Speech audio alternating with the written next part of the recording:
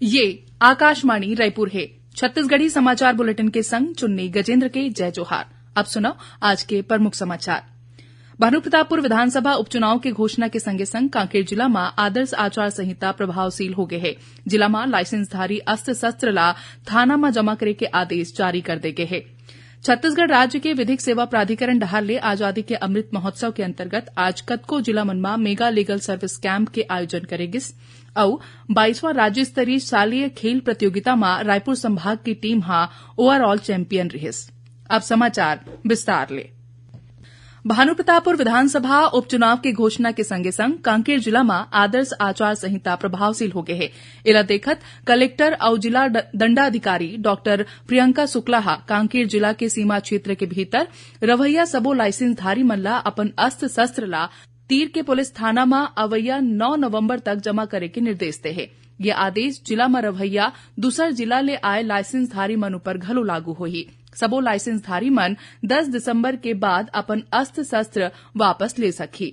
ये आदेश ले मान्यता प्राप्त बैंक मन के सुरक्षा गार्ड, राष्ट्रीय राइफल, जिला राइफल संघ, जिला के औद्योगिक और शैक्षणिक संस्था मन में तैनात गार्ड मन मुक्त रही।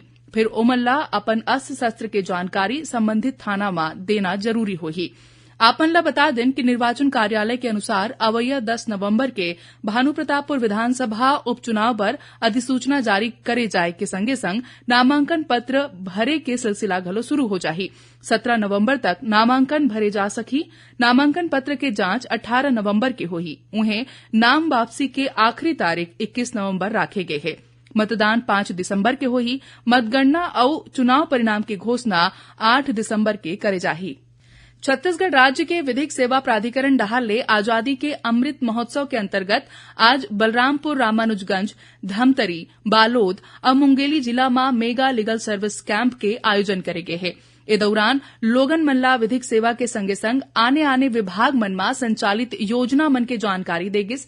बलरामपुर में आयोजित मेगा लीगल सर्विस कैंप में 42 हितग्राही मन ला आने योजना मन के अंतर्गत सुने के machine, tricycle, Ayushman health card, ration card के संग किसान मन ला सरसों के बीजा घलो बांटे गिस। एती मुंगेली जिला में आयोजित शिविर में शासन के जन कल्याणकारी योजना मन के तहत 13 हितग्राही मन ला आयुष्मान कार्ड, 13 पढ़ैया लइका मन ला जाति, निवास और आय प्रमाण पत्र, 3 हितग्राही मन ला नवीन जॉब कार्ड, 10 हितग्राही मन ला मिनी किट, 7 झिन ला व्हील चेयर और ट्राईसाइकिल, 9 हितग्राही मन ला राशन कार्ड और 7 झन ला जाल, आइस बॉक्स और प्लेटॉन ग्रोवर देगी से। उन्हें धमतरी और बालोद के कलेक्ट्रेट में आयोजित मेगा लीगल सर्विस कैंप में आने विभाग में संचालित योजना मन के जानकारी देगिस। केंद्रीय शिक्षा मंत्रालय देश भर के विद्यालय और शिक्षण संस्थान मन में 15 नवंबर के जनजाति गौरव दिवस मनाही। 5 बछर केंद्र सरकार जनजाति स्वतंत्रता सेनानी मन के सुरता में 15 नवंबर के जनजाति गौरव दिवस के रूप में मनाए के घोषणा करे रहिन। आप मन ला बता दें कि 15 नवंबर के जनजाति समुदाय में भगवान कहे जावैया बिरसा मुंडा के जयंती मनाए जाते। बिरसा मुंडा स्वतंत्रता सेनानी, समाज सुधारक और जनजातीय समुदाय के नेता रहिन। जनजाति गौरव दिवस के मौका में पूरा देश में बड़ संख्या में कार्यक्रम आयोजित करे जाते। बाल संरक्षण आयोग डहार आज नवा रायपुर में पहली त्रैमासिक समीक्षा बैठक सह कार्यशाला के आयोजन करेगिस। बैठका में यूनिसेफ और विविध सेवा प्राधिकरण डहार लइका मन के हित संरक्षण पर नवा पहल करत पहली दरी जिला मन के किशोर न्याय बोर्ड, बाल कल्याण समिति मन के अध्यक्ष, जिला विधिक सेवा प्राधिकरण और जिला बाल संरक्षण इकाई ला एक मंच में लाए गिसे। बैठक में छत्तीसगढ़ उच्च न्यायालय के न्यायाधीश और छत्तीसगढ़ राज्य विधिक सेवा के कार्यपालक अध्यक्ष गौतम भादुड़ी, छत्तीसगढ़ राज्य बाल संरक्षण आयोग के अध्यक्ष तेज कुंवर नेताम और यूनिसेफ के राज्य प्रमुख जॉब जकारिया मौजूद रहिन। इस दौरान किशोर न्याय अधिनियम 2015 और पॉक्सो एक्ट 2012 ओकर प्रावधान मन के क्रियान्वयन और ओला लागू करे में अवैया परेशानी मन पर चर्चा करेगिस। एकर अलावा सबो जिला मन के किशोर न्याय बोर्ड में लंबित प्रकरण की समीक्षा करेगिस। छत्तीसगढ़ी समाचार बुलेटिन आप मन आकाशवाणी रायपुर ले सुनत हव। है आपकी वास्ता और खबर के विश्वसनीयता ले हमार वास्ता। आकाशवाणी समाचार रायपुर के प्रादेशिक समाचार बुलेटिन के संगे संग हमार समसामयिक कार्यक्रम आप रेडियो के संग अपन मोबाइल में घलो सुन सकत हो। आकाशवाणी समाचार फेसबुक, ट्विटर और यूट्यूब में घलो हावय। हमार फेसबुक पेज हरे Chhattisgarh news on AIR, Twitter handle CGAIR news और हमार यूट्यूब चैनल हरे छत्तीसगढ़ AIR न्यूज। तो अब रेडियो के संगे संग आपके मोबाइल के माध्यम ले हम आप तक पहुंचत हन। छत्तीसगढ़ के हर खबर पर सुनत रहो आकाशवाणी समाचार। अब आगू बाढ़बो बाँचे समाचार कोती। कोंडागांव में काली समर्थन मूल्य में धान और मक्का खरीदी के व्यवस्था ला सुचारू रूप ले चलाए बर नोडल अधिकारी, प्रबंधक, समिति प्रभारी और ऑपरेटर मन के एक दिवसीय प्रशिक्षण शिविर आयोजित करे गिस। ए प्रशिक्षण शिविर में कलेक्टर दीपक सोनी हा धान और मक्का खरीदी बर सबो समिति मन में किसान मन के सुविधा बर शेड और पेयजल के व्यवस्था करे के निर्देश दे हैं। संगे संग समिति प्रबंधक मन ला धान ला नमी ले बचाए रखे बर ड्रेनेज लगाए और फेंसिंग करे बर कहे है। कलेक्टर हा किसान मन ले अच्छा व्यवहार करे और कोनो भी प्रकार के समस्या होय मा नोडल अधिकारी ला तुरते सूचना दे के निर्देश दे हैं। यही बीच टोकन तुहर हाथ ऐप मा रजिस्ट्रेशन के बेरा किसान मन ला होवैया समस्या के जानकारी दे बर हेल्पलाइन नंबर 07786299028 जारी करे गे है। कोंडागांव जिला में राष्ट्रीय राजमार्ग क्रमांक 30 केसकाल घाट में सड़क मरम्मत के काम करे जाते। कलेक्टर दीपक सोनी हा काली केसकाल घाटी पहुंच के सड़क मरम्मत के काम के जायजा लेन। ओमनहा अधिकारी मन ला गुणवत्ता के संग तेजी ले काम पूरा करे के निर्देश दे हैं।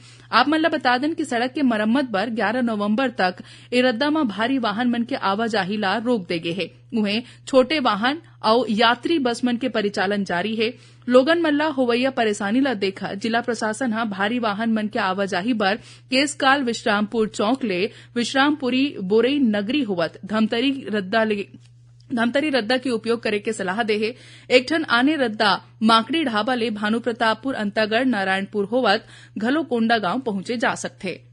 राजनांदगांव जिला में विजुअल पुलिसिंग के अंतर्गत पुलिस टीम हा अपराध मन ऊपर अंकुश लगाए बर सरलग अभियान चलात हे। यही कड़ी में काली संझा पुलिस अधीक्षक प्रफुल्ल ठाकुर और अतिरिक्त पुलिस अधीक्षक लखन पटले मोटरसाइकिल में सवार होके गश्त करे बर निकलिस। ए दौरान शहर के सीमा क्षेत्र के बाहिर और संदिग्ध जगह मन में दबिश देन। सड़क में घुमैया और संदिग्ध जगह मन में बैठे लोगन मन के तलाशी ले गिस और मन ला समझाइश दे गिस। पुलिस अधीक्षक प्रफुल्ल ठाकुर बताइन कि शहर में आपराधिक घटना मन ऊपर अंकुश लगाए के संगे संग असामाजिक तत्व मन ऊपर नजर रखे जाते, जेखर बर पुलिस की टीम हा मोटरसाइकिल में शहर के आउटर क्षेत्र मन में गश्त करत है। स्कूल शिक्षा विभाग और जिला प्रशासन रायगढ़ के संयुक्त तत्वाधान में आयोजित 22वां राज्य स्तरीय शालेय खेल प्रतियोगिता में रायपुर संभाग की टीम हा ओवरऑल चैंपियन रहिस, जबकि अनुशासन बर सरगुजा संभाग और मार्च पास्ट बर बस्तर संभाग ला पुरस्कार देगिस। समापन समारोह में रायगढ़ के विधायक प्रकाश नायक मुख्य अतिथि के रूप में मौजूद रहिन। एक खेल प्रतियोगिता में टेनिक्वाइट, सॉफ्टबॉल और साइकिलिंग सहित आने खेल मन में मुकाबला होई से प्रतियोगिता में 700 ले ज्यादा खिलाड़ी मन भाग लेन। महासमुंद जिला के गांव रायमुड़ा में बीते रथिया एक दंतैल हाथी के पहुंचेले ग्रामीण मन में दहशत के माहौल है, जेकर सूचना राते कुन वन विभाग ला दे देगी से बताए जात है कि दंतैल हाथी बार नवापारा क्षेत्र ले विचरण करत रायमुड़ा पहुंचे रही, जिहां ले ओमन बंदौरा गांव डहार चल दिस। वन विभाग हा तीर तखार के गांव मन में मुनादी करा के लोगन मन ला सतर्क रहे बर कहे है। आखिर में प्रमुख समाचार एक घाव फेर। भानु प्रतापपुर विधानसभा चुनाव के घोषणा के संगे संग कांकेर जिला में आदर्श आचार संहिता प्रभावशील हो गए है। जिला में लाइसेंसधारी अस्त्र शस्त्र ला थाना में जमा करे के आदेश जारी कर दे गए है। छत्तीसगढ़ राज्य के विधिक सेवा प्राधिकरण डहार ले आजादी के अमृत महोत्सव के अंतर्गत